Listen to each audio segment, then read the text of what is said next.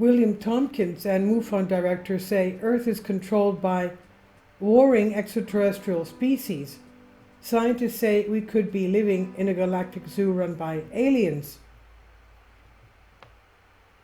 Just 2 years before his death, William M. Tomkins had written Selected by Extraterrestrials, which induced sudden chaos in the UFO community with his incredible testimony about the U.S. Navy's secret development of space battle groups with the assistance of major aerospace companies, beginning with Douglas Aircraft.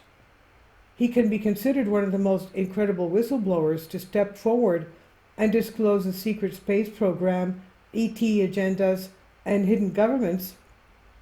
He claimed to be part of an operation involving U.S. Navy spies who stole UFO plans and anti-gravity technology secrets from Nazis during the World War II. In July 2017, at a press conference, Tomkins made an unprecedented statement. He worked for the Douglas Aircraft Company alongside extraterrestrials, Nordic alien women. It had been 4 to 7 years before NASA appeared. He claimed about it in his book mentioned above that was published in 2015. And additionally, he revealed that the Nazis had already had operational UFOs during the war, and because of the information that the US spies were able to obtain, the US later developed its own fleet of UFOs, which then got siphoned off into the black military sphere under the control of Majestic 12, the ultra-secret group that controlled and managed the UFO alien issue in the 1940s, he says. And during the time of the World War, there were secret societies such as the Thule Society and the Vril Society. Famous British historian Nicholas Goodrich Clark wrote a whole chapter about Maria Orsic in his book Black Sun, published in 2001, where he connected her with Vril Society. The author mentioned that Orsic could communicate with alien civilizations, and one of them was from the planet Aldebaran, which is located in the Taurus system. And according to Tomkins, the Nazis were in contact with extraterrestrial reptilians at the same time as Orsic was doing her channeling. Hitler found out about Orsic, her abilities, and the fact that she was receiving information that detailed how to construct UFOs. According to Tomkins, Hitler allowed Orsic and the Nordics, with whom she had worked for, to continue work on their UFO program because the Nazis were already in contact with the reptilians and because Hitler knew he could always take over Orsic's project at any time. Robert Wood, who was interviewed alongside William Tomkins by Search for Truth reality source, claimed that the Nazis' technology rapidly advanced due to their relationship with the reptilians, so that they actually got to the far side of the moon before the end of World War II. Dr. Wood worked in research and development management in Douglas Aircraft and McDonnell Douglas from 1956 to 1993. Later, he became a board member of MUFON. He was given $500,000 to disseminate UFO documents and $250,000 to make a UFO documentary.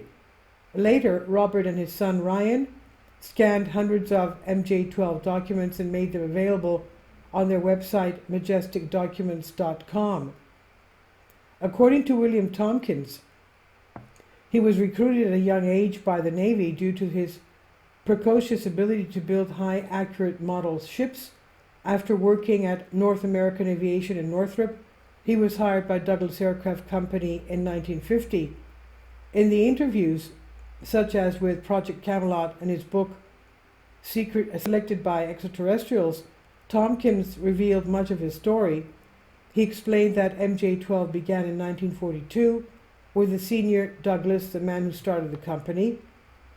Tomkins stated that right after the Battle of LA in 1942, in order to handle the implications of UFOs openly showing themselves in the skies, Douglas pulled some key men into a group or think tank that later became MJ-12. Dr. Wood stated that MJ-12 is mostly associated with the Air Force, not other branches of the military, the U.S. military. He explained that the U.S. Navy started back engineering Nazi UFO crafts in 1942.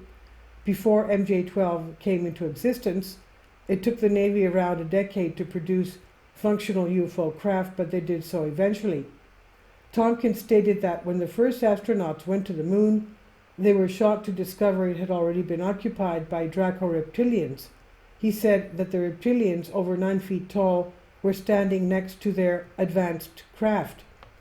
According to both Tomkins and Dr. Wood, the reptilians had already made a deal with the Nazis. Amazingly, Tomkins himself claimed he saw ancient structures on the far side of the moon and that he saw a floating building 1.5 miles above the lunar surface. According to Tomkins, although there are many ET species interacting with humanity currently, including Dracos, reptilians, and Nordics, which have a great influence on the world, in his Project Camelot interview, Tomkins prevented himself from disclosing more information about reptilians as it was harmful to his credibility. Tomkins also described the U.S. military's concerns about UFOs and alien beings, and the military's rush to create advanced space-based weapons which could be used to defend the planet Earth against ET threat to our civilization.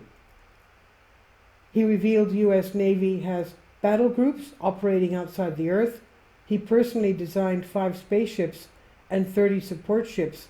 Using the latest technology, he designed different spaceships for Northrop Aviation Company. Northrop started building the huge craft underground in Utah.